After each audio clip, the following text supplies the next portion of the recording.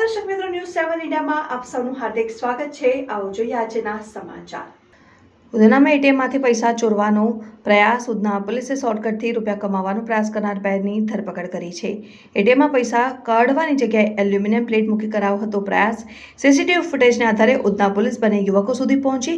સૂરજ કારુસ અને દીપુ નાયકની ઉધના પોલીસે ધરપકડ કરી છે। બંને શોર્ટકટથી પૈસા કમાવાના કર્યો હતો પ્રયાસ।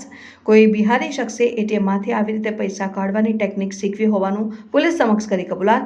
બે યુવાન પૈકી એકે પ્રયાસ કર્યો અને એક એટીએમની બહાર વોચમેન તરીકે ઊભો રહ્યો હતો। સીસીટીવી ફૂટેજના આધારે ઉધના પોલીસ બંને આરોપીઓ સુધી પહોંચી હતી। Reporter Rajubhai Sukhadia, news 7 India. Udhna પોસ્ટે વિસ્તારમાં ભાઠેનાના રામદેવનગર જે વિસ્તાર છે એમાં ઇન્ડસલેન્ડ બેંકનું એટીએમ છે। ત્યાંથી ઉધના ડિસ્ટાફના માણસો પેટ્રોલિંગ દરમિયાન ત્યાંથી બે શંકાસ્પદ ઇસમોને ઝડપી પાડેલ। તે દરમિયાન એમની ગતિવિધિ જોતા તેઓ ઇન્ડસલેન્ડ બેંકની જે એટીએમ છે એટીએમ ઉપર એલ્યુમિનિયમની પટ્ટી મારી અને કોઈ માણસ જ્યારે પૈસા એમાંથી કાઢવા આવે ત્યારે પટ્ટીના હિસાબે પૈસા ન નીકળે અને બાદમાં જ્યારે જે વ્યક્તિ જે પૈસા ઉપાડનાર છે ત્યાંથી જતો રહે તો એમાંથી જે પટ્ટી કાઢી અને પૈસા લઈ લેવાય એ રીતની મોડસ ઓપરેન્ડી કરી અને ચોરી કરતા હોય તેવું માલુમ પડે। જે સંબંધે બે ઈસમો છે સૂરજ કારુસ અને દીપુ નાયક એ બંનેની ધરપકડ કરવામાં આવેલી છે અને ઉધના પોસ્ટ વિસ્તારનો જે ગુનો દાખલ થયેલ છે તે ડિટેક્ટ કરવામાં આવેલ છે।